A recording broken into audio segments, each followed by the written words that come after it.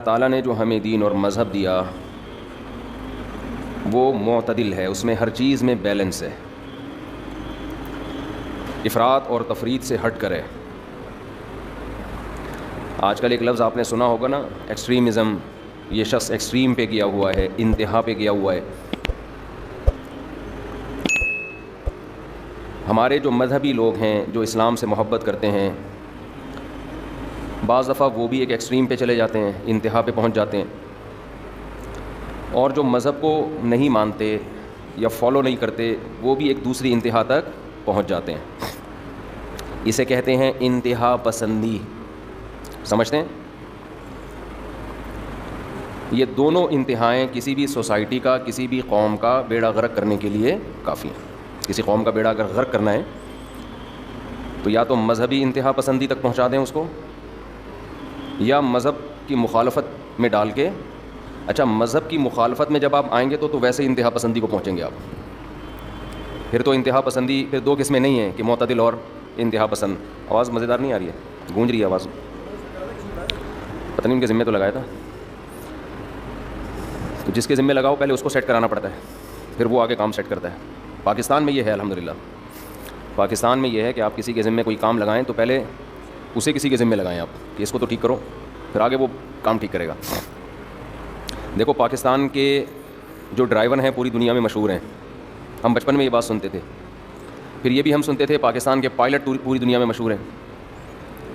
تو ہمیں نہیں یقین آتا تھا کہ یار ہر چیز میں دنیا ایکسپرٹ ہے، تو ڈرائیونگ میں ہماری قوم کہاں سے ایکسپرٹ ہو گئی؟ ہر چیز میں تو گورے ایکسپرٹ ہیں، تو ہم لوگ ڈرائیونگ میں کیسے؟ تو اس کا جو بات سامنے آئی نا کہ جتنے یہاں سڑک پہ کھڈے ہیں، کتے سامنے سے آ رہے ہیں، کوئی انٹی نکل کے آ جائیں گی ایک دم روڈ پہ سے، اور جو بائک والا ہوگا وہ فاسٹ ٹریک پہ چلائے گا، لینڈ کروزر والا وہ فٹ پاتھ کے قریب قریب سے آرام سے جا رہا ہوگا، بائک والا 4 بچوں کو، بیوی کو، اور بھی 2-4 محلے والے لفٹ مانگتے ہیں، ان سب کو بٹھا کے فاسٹ ٹریک پہ چلے گا۔ اوورٹیک ہمیشہ الٹی طرف سے کیا جائے گا۔ تو اس ماحول میں جس نے ڈرائیونگ سیکھی ہونا، دنیا میں ظاہر ہے اس کا مقابلہ کوئی ڈرائیور نہیں کر سکتا۔ کچھ چیزیں ہیں بڑی سمجھنے کی ہیں، تو اسی طرح خوب سمجھ لیں۔ اب پائلٹ کا تو مجھے نہیں پتا، جہاز کھٹارا انہوں نے اڑا کے سیکھے ہیں، یہ جنگوں کی وجہ سے تجربہ ہو گیا، واللہ عالم۔ لیکن ایک حقیقت ہے کہ انسان جس ماحول میں رہتا ہے نا، تو اس میں یا تو وہ خراب ہو جاتا ہے یا بہت اچھا ہو جاتا ہے۔ یہ بہت امپورٹنٹ بات ہے، موضوع سے ہٹ کرے، لیکن یہ پوائنٹ ٹو بی نوٹڈ ہے، اس سے آپ کو بہت کچھ سیکھنے کا موقع ملے گا۔ انسان جس ماحول میں رہتا ہے، اگر وہ ماحول بالکل نارمل ہے تو نہ آپ بگڑیں گے، لیکن نہ کوئی بہت زیادہ اچھے بنیں گے، آپ ایسے ہی رہیں گے نارمل جیسے ہوتے ہیں سب لوگ۔ یہ جو ایشیائی اقوام ہیں، جن میں خاص طور پر یہ انڈیا، پاکستان اور بنگلہ دیش بھی اس میں شامل کر لیں، یہاں سب کچھ بہت زیادہ ہے، یہاں کوئی بھی چیز تھوڑی نہیں ہے۔ یہاں بیماریاں بہت ہیں، غربت بہت ہے، کرپشن بہت ہے، قومیں بہت ہیں، کلچر بہت زیادہ ہیں۔ یعنی ایک گلی میں الگ کلچر ہوگا، اس کے محلے والے میں الگ لوگ ہوں گے، فرقے بہت ہیں۔ تو ایسے ماحول، اچھا اور بھی بہت کچھ ہے۔ اب ایسے ماحول میں انسان یا تو بگڑتا ہے، لیکن اگر بنتا ہے تو پھر بہت زیادہ بن جاتا ہے۔ امام ابو حنیفہ رحمہ اللہ تعالیٰ کا جو فقہ پوری دنیا میں سب سے زیادہ رائج ہوا نا، اس کی ایک بڑی وجہ یہ بھی تھی کہ وہ کوفہ میں تھے اور وہاں فتنے بہت زیادہ تھے۔ جو باطل فرقے وجود میں آئے نا، زیادہ تر آپ کو ملے گا اس دور میں کوفہ میں وجود میں آئے ہیں، مکہ مدینہ میں نہیں تھے یہ۔ تو ان باطل لوگوں میں کچھ لوگ تو ان کے ساتھ مل کے خراب ہو گئے، کچھ ان کے خلاف جو گئے ہیں نا، جنہوں نے کام کیا ہے، تو وہ دلائل کی دنیا میں مضبوط بہت ہو گئے۔ پھر وہ اس کی مثال ایسے جیسے آپ سعودی علماء سے قادیانیوں کے بارے میں پوچھو گے کہ ختم نبوت کے دلائل بتائیں، ان کو اتنے نہیں پتہ ہوں گے۔ یہاں پٹیل پاڑا میں آپ جاؤ، کسی ختم نبوت کے کارکن سے پوچھو کہ ختم نبوت پر دلائل کیا ہیں، وہ دلائل کے انبار بھی لگا دے گا اور قادیانیوں کے اعتراضات کے جواب بھی دے دے گا۔ وہ وجہ کیا ہے کہ یہ فتنہ سعودیہ میں نہیں ہے، یہ فتنہ کہاں ہے؟ یہ یہاں پر ہے، یہاں اس کے ماہرین آپ کو ملیں گے۔ عربوں نے بھی ختم نبوت کے بارے میں یہاں کے علماء سے سیکھا ہے۔ یہ جو مولانا منظور چنیوٹی رحمۃ اللہ علیہ تھے، یہ عرب علماء کو دورے کراتے تھے، قادیانیوں کے بارے میں اویئرنیس دیا کرتے تھے۔ تو جس جگہ پہ جو فتنہ ہوتا ہے نا، جو چیز زیادہ ہوتی ہے، یا تو آپ اس میں بہہ جاتے ہیں، اگر آپ نہیں بہتے تو اللہ آپ میں وہ کمالات پیدا کرتے ہیں کہ وہ ان قوموں میں نہیں ہوتے ہیں جن کو مسائل کا سامنا نہیں ہے۔ یہاں ایک اور بات، جن گھروں میں ذرا بھی جھگڑے نہیں ہوتے، ساری چیزیں بالکل سیٹ چل رہی ہیں، ان گھروں کے بچے نہ بگڑتے ہیں، نہ کوئی بہت زیادہ باصلاحیت پیدا ہوتے ہیں۔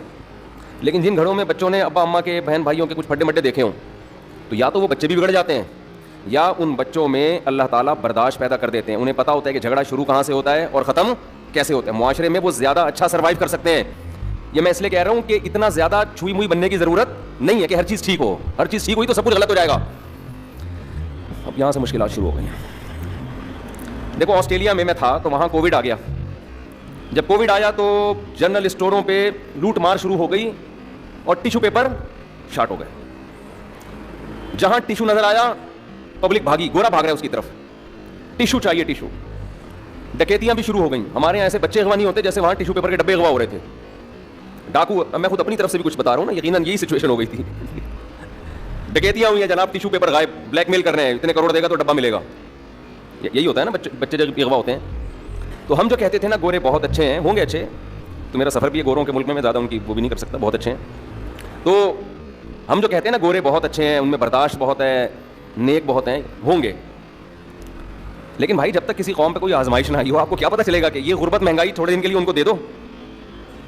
تھوڑے دن کے لیے یہ غربت مہنگائی کرپشن کھڈے, پیچھے سے ہارن بجا رہے ہیں, کم بخت بائک ہٹا ہی نہیں رہا, الٹا آپ کو غصے سے مڑ کے دیکھ رہا ہے کہ جیسے ہم غلط کر رہے ہیں یہ صحیح کر رہا ہے, اور پھر آگے سے گالی بھی نکال رہا ہے. اس کے بعد بھی آپ مسکراؤ تو میں گورے کو مانوں گا کہ گورے کے اخلاق اچھے ہوتے ہیں. وہاں تو قانون اتنا مضبوط ہے, ایسے گرفت کی ہوئی ہے قانون کی, حکومتیں اچھی ہے وہاں کی. تو ہمیں اندازہ ہوا وہاں پہ, وہاں لوگوں نے بھی بتایا کہ اتنی لوٹ مار, بھائی ٹیشو لے کے جاؤ تو اس کو, یعنی ایسی لوٹ مار, کیونکہ پانی وانی تو ہوتا نہیں ان کے واش روم میں, تو ٹیشو ہی ان کا آخری سہارا ہے, ٹیشو ہی آخری سہارا ہے. تو اب دیکھو جب اتنی ماحول میں وہ رہے ہیں تو ذرا سی آزمائش آئی تو برداشت نہیں کر پائے. ہمارے ہاں چونکہ ہمیں تو پتہ ہی نہیں چلا کورونا کب آیا اور کب نکل گیا. آیا بہت سے لوگوں کو مار کے بھی چلا گیا, تو ہم نے اس کو بھی انجوائے کیا. ہم نے اس کو بھی کیا کیا, ہمارے یہاں لوگوں نے اس کو بھی انجوائے کیا کہ پتہ نہیں ابھی تک بہت سے لوگوں کو سمجھ میں نہیں آ رہا ہے یہ مرا کیوں تھا اٹھا کٹھا آدمی. ڈاکٹر کہہ رہا ہے کورونا سے مرا ہے, اس پہ بحث ہو رہی ہے, کوئی کہہ رہا ہے یہ سازش ہے, کوئی کہہ رہا ہے نہیں یہ واقعی کورونا سے مرا ہے, کوئی کہہ رہا ہے نہیں یہودیوں نے مارا ہے, کوئی کہہ رہا ہے ڈاکٹروں نے انجیکشن لگایا ہے. وہ ایک اس کو بھی لوگوں نے یوٹیوب چینل کے پروموٹ کرنے کا ذریعہ بنایا. خیر, تو یہ میں اس لیے عرض کر رہا ہوں کہ جب بہت زیادہ پریشانیاں آیا کریں, سب کچھ ٹھیک نہ ہو, تو یہ بھی ٹھیک ہے. یہ بھی کیا ہے, اسی سے اللہ آپ کے لیے خیر پیدا کرے گا. ایک بچہ آپ کا بگڑا ہوا ہے, انسان کا بچہ نہیں بن رہا, یہ بھی ٹھیک ہے, کوشش کرو اس کو انسان کا بچہ بنانے کی. لیکن اللہ کا نظام یہی ہے کہ سارے ٹھیک بھی نہیں ہوتے. بتاؤ مجھے یعقوب علیہ السلام سے زیادہ اپنے بچوں کی کون اچھی تربیت کر سکتا ہے؟ پیغمبر تھے نا وہ, خاندان بھی سارا مسلمان, 13 بیٹے ہیں جن میں 11 بگڑے ہوئے, 2 صحیح تھے. سمجھ میں آ رہی بات؟ 11 کیا تھے؟ بگڑے ہوئے تھے. پیغمبر کے بیٹے 2 کیا تھے؟ صحیح تھے.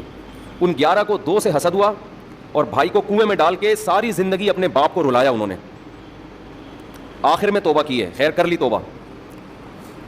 تو بس یہ دنیا کا نظام ہے بھائی. اور اس میں یہ بھی ذہن میں رکھیں, کوئی نیک آدمی ہو اس کی اولاد کو دیکھ کے تبصرہ نہ کریں کہ یار بڑا بنا پھرتا ہے, بچے دیکھو کیا کر رہے ہیں. او بھائی بڑا بنا پھرتا ہے, بچوں کی تربیت کی کوشش کی ہوگی مگر تربیت نہیں ہوئی. لوگ کہتے ہیں وہ بڑا نیک بنا پھرتا ہے, اس کی بیوی دیکھو بے پردہ گھوم رہی ہے. بھائی نہیں کنٹرول ہوگا اس کو اپنی بیوی پہ, کیا کر سکتے ہیں یار, نہیں کنٹرول ہوگا. سوال پیدا ہوتا ہے چھوڑ کیوں نہیں دیتا؟ پھر بھائی چھوڑنے میں اس کو پتہ ہے نقصان اور زیادہ ہے. لوط علیہ السلام کی بیوی کافر تھی, اس زمانے میں کافر سے نکاح جائز تھا, تو لوط علیہ السلام نے طلاق کیوں نہیں دے دی اس کو؟ نوح علیہ السلام کی بیوی کافر تھی, سوال پیدا ہوتا ہے اس کو نوح علیہ السلام نے طلاق کیوں نہیں دے دی؟ ہم یہ سوال جب نوح علیہ السلام سے پوچھیں گے تو ان کے پاس آنسر ہوگا, بھائی کافر ہے لیکن بچوں کو پالنے کے لیے میرے پاس اس کے علاوہ کوئی آپشن بولو نا. نہیں, ایک عورت کافر ہے, بے پردہ ہے, بچوں کے لیے ماں تو ہے نا, تو آپ کو بچوں کے لیے ماں چاہیے, یہ آپ کی نظر میں ترجیح ہوتی ہے کہ سگی ماں ہے, اس کے علاوہ کوئی اور اس طریقے سے پال نہیں سکتا. بہت ساری مصلحتیں ہوتی ہیں. بعض لوگ کہہ رہے ہوتے ہیں وہ اتنا بڑا مولوی بنا پھرتا ہے, اتنی بڑی داڑھی ہے اور پردے پر صبح شام بیان ہے, اپنے گھر پہ تو کنٹرول نہیں ہے. تو گھر پہ کسی کے باپ کا بھی اس زمانے میں کنٹرول نہیں ہے. جو کہتا ہے نا میرا پورا کنٹرول ہے اس زمانے میں, جھوٹ بول رہا ہے وہ. یا تو چنگیز خان بن جاؤ, ان کا کنٹرول ہوتا ہے, پھر ہر وقت ڈنڈا ہاتھ میں گھماتے رہو, مارتے رہو, توڑتے رہو. آج تھپڑ مار دیا, آج بیوی کا گھٹنا توڑ دیا, آج اس کی ناک پھوڑ دی. ایسا کوئی جلاد اور چنگیز خان بن کے کنٹرول کیا ہوا تو ایک الگ بات ہے, لیکن پھر خود خراب ہو جائے گا. بھائی جو اس طرح سے چلے گا تو خود کی تو کتنا بد اخلاق بن جائے گا نا. تو اپنے آپ کو بد اخلاق بنانے سے بہتر یہی ہوتا ہے کہ انسان کہتا ہے تھوڑی سی اس کی بھی مان لو. ہاں یہ ہے کہ بالکل ہی گھر کو آزاد چھوڑ دینا یہ ٹھیک نہیں ہے, کوشش پوری کرے انسان, تھوڑا بہت روب بھی ہو, تھوڑی بہت سختی بھی ہو, لیکن یہ ساری چیزیں اعتدال سے ہوتی ہیں, ایک حد تک ہوتی ہیں. اس کے بعد آدمی ہتھیار ڈال دیتا ہے, بھائی ایسے کی تیسی. پھر وہ یہ دیکھتا ہے بڑا نقصان کس میں, چھوڑنے میں بڑا نقصان ہے یا رکھنے میں بڑا نقصان ہے. بعض دفعہ رکھنے میں بڑا نقصان ہوتا ہے تو چھوڑنے کا مشورہ دیا جاتا ہے, بعض دفعہ چھوڑنے میں بڑا نقصان ہوتا ہے تو پھر چھوٹے نقصان کو برداشت کرنے کے لیے رکھنے کا حکم دیا جاتا ہے. سمجھ میں آ رہی ہے؟ اسی کو بیلنس کہتے ہیں, اعتدال. یہ جو بہت سے لوگ بڑے فنٹر بنے پھرتے ہیں نا کہ ہمارا ہر کام ٹھیک ہوتا ہے, یہ جھوٹ بولتے ہیں. میں اکثر ایک واقعہ بیان کرتا ہوں. ایک مدرسے کے استاذ تھے, وہ ان کا ریکارڈ آیا میرے سامنے کہ 15 سال یا پتہ نہیں 20 سال میں ایک دفعہ بھی ان کا کلاس کا ناغہ نہیں ہوا. رہتے یہاں تھے, مدرسہ کہاں تھا؟ کلفٹن میں. نارتھ کراچی سے ڈیلی کلفٹن جاتے مدرسے میں پڑھانے کے لیے, صرف جمعے کے دن چھٹی ہوتی.